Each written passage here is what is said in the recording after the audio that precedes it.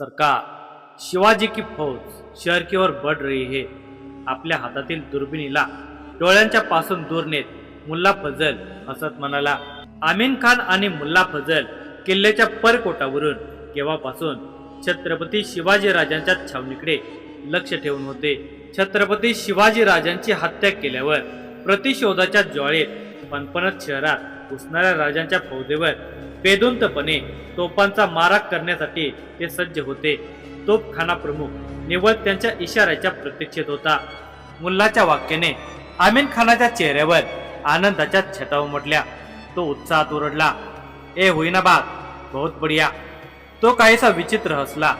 खरे तर छत्रपती शिवाजी राजांचे सैन्य शहरात घुसत असल्याची वार्ता ऐकून त्याची त्यावर चिंताग्रस्त, भयभीत किंवा संतापजनक प्रतिक्रिया अपेक्षित होती, पण यावेळी त्याच्या चेहऱ्यावर विजयभाव प्रकटले होते।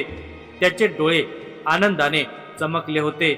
छत्रपती शिवाजी राजांना मारण्याचे महापराक्रमी कार्य केल्याबद्दल आपल्यावर खुश होऊन बादशहा आपला सत्कार करत असल्याचे चित्र त्याच्या डोळ्यासमोर उभे राहिले होते। आमीन खानाने मुल्लाच्या हातून दुर्बीण घेतली आणि आपल्या डोळ्यांना लावली। डोळे बारीक करून तो त्यातून पाहू लागला। समोरील दृश्य पाहताना त्याच्या ओठांच्या कडा लांबल्या। काही क्षण तो हसत राहिला। मग दुर्बीण नजरेसमोरून काढत त्याने मुल्लाकडे पाहिले आणि त्याला म्हणाला, तकरीबन 150-200 सैनिक छावनी से निकल चुके हैं। त्याने लगेच परकोटावरच तोफाजवळ उभे असलेल्या आपल्या तोफखाना प्रमुखाकडे पाहिले आणि आदेश देत मोठ्याने म्हणाला, जोरावर खान, तैयार रहो। मग मुल्लाकडे पाहत म्हणाला, मुल्लाजी, क्या हम सच में कामयाब हो रहे हैं? बेशक। मुल्लाने शहरात घुसणाऱ्या राजांच्या सैन्य तुकडीवर नजर टाकली आणि पुढे म्हणाले, बहुत तेजी से वो आगे बढ़ रहे हैं। इसका मतलब अबू वकार ने छत्रपति शिवाजी को जरूर मार डाला होगा। आबा हुजूर ने सही चाल चली थी। वाह। आमीन खानाने आनंदित होऊन पुन्हा ती दुर्बीण डोळ्यासमोर धरली। तो पुन्हा सैन्याकडे पाहू लागला, पण यावेळी त्याच्या चेहऱ्यावरचे हास्य आणखी वाढण्याऐवजी झटकन मंदावले। त्याचे डोळे आश्चर्याने विस्फारले गेले। नाही, त्याने वेगाने दुर्बीण काढली। त्याच्या कपाळावर आट्या उमटल्या होत्या। क्या हुआ? मुल्ला ने विचारले। उन्होंने अपना रास्ता बदल दिया है, आमीन खान म्हणाला। मुल्ला पटकन परकोटाच्या अधिक जवळ गेला। त्याने शहरावर नजर फिरवली। सैन्याने खरोखर आपली दिशा बदललेली होती। ते किल्ल्याकडे न येता बाजारपेठेच्या दिशेने जात होते। मुल्ला स्तब्ध होऊन पेटेत घुसणाऱ्या सैन्याकडे पाहत राहिला। इसका मतलब अबू वकार नाकाम रहा। अगर शिवाजी को मार दिया होता तो पूरी फौज सीधे किले के तरफ ही बढ़ते। शिवाजी बच गया। आमीन खान निराश होकर म्हणाला, अब हमें सिर्फ किले की हिफाजत के बारे में सोचना होगा। शहर को अब हम नहीं बचा पाएंगे। मुल्ला म्हणाला, शहर की ऐसी की तैसे, मुझे शहर की कोई परवाह नहीं है। असे म्हणत तो वेगाने तोफखाना प्रमुखाकडे झेपावला। जोरावर खान, क्या ये तोप शिवाजी के छावनी तक गोला दाग सकते हैं? बिल्कुल भी नहीं। छावनी से 500 कदम पहले गोले गिरेंगे। जोरावर खान म्हणाला, लगता है आज दर उम्मीदों पे पाणी फिरने वाला है।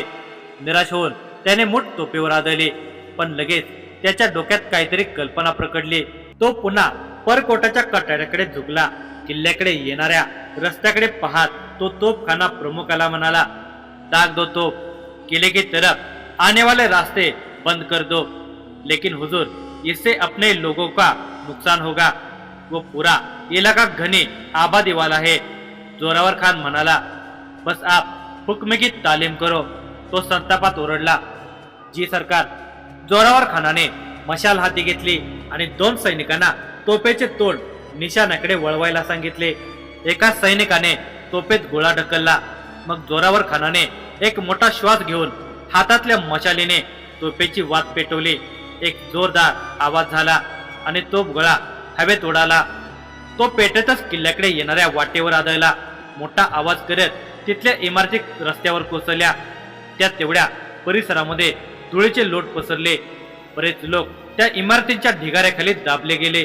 आजूबाजूच्या दुकानांनी, इमारतीने देखील पेट घेतला। पेटेतील बहुतांश घरे लाकडी बांधकामाची असल्याने ती आग वेगाने पसरू लागली।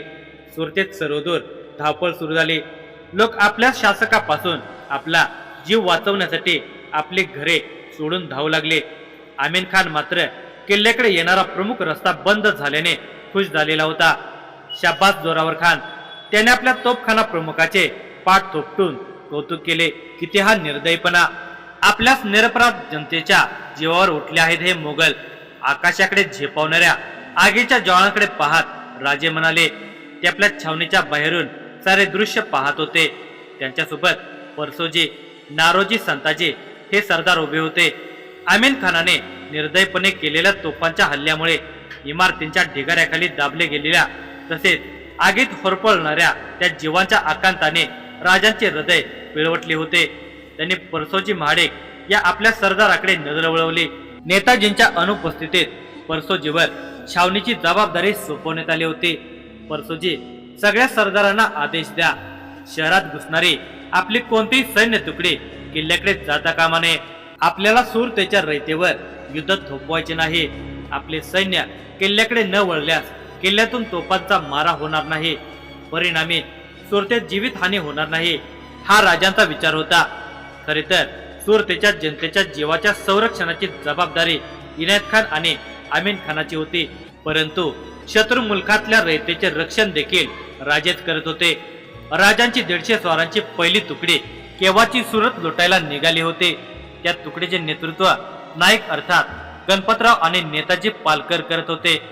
जे राजे परसोजी म्हणाले. मग राजांनी नारोजीकडे पाहिले. नारोजी, तुम्ही एक सैन्य तुकडी घेऊन पेठेतील 2 व्यापाऱ्यांच्या घरावर छापे टाका. जी राजे. नारोजींनी मान हलवली. मग राजाने परसोजीकडे पाहत आपला उजवा हात पुढे नेला. परसोजींनी सुरतेचा नकाशा त्यांच्या हाती दिला. राजाने त्या नकाशाची गुंडाळी मोकळी केली. नारोजी राजांकडे सरकले. राजाने पेठेतील एका घरावर बोट ठेवले. त्या घरावर छापा टाकल्यावर त्याच्या समोरील एका व्यापाऱ्याच्या घराला देखील लुटा. पण लक्षात ठेवा, भिकाजीने सांगितल्याप्रमाणे त्या दुसऱ्या घरात आपला एकही सैनिक घुसता कामा नये. भिकाजी आणि नाईकाने पुरवलेल्या सगळ्या माहितीच्या आधारावर राजे आता नियोजनबद्धपणे शहरात आपल्या सैन्य तुकड्या पाठवत होते. हजारोंच्या संख्येने सैन्य असून देखील राजे 100-150 सैनिकांच्या तुकड्यांनाच शहरात पाठवत होते. त्यामागची 2 कारणे होती. एक म्हणजे यदा कदाचित मोठ्या संख्येने मोगली फौज सुरतेत घुसली तर शहरात लुटीसाठी गेलेल्या फौजेला युद्धासाठी अचानक गोळा करणे अवघड गेले असते. त्यामुळे त्यांना सगळी फौज अस्ताव्यस्त करायची नव्हती. आणि दुसरे कारण म्हणजे परतीच्या प्रवासात असताना यदा कदाचित मोठ्या चकमकीचा सामना करावा लागला तर सगळे सैन्य थकलेले नसेल. रस्त्यात येणाऱ्या संकटावर सहज मात करत ते वेगाने स्वराज्यात परतू शकतील.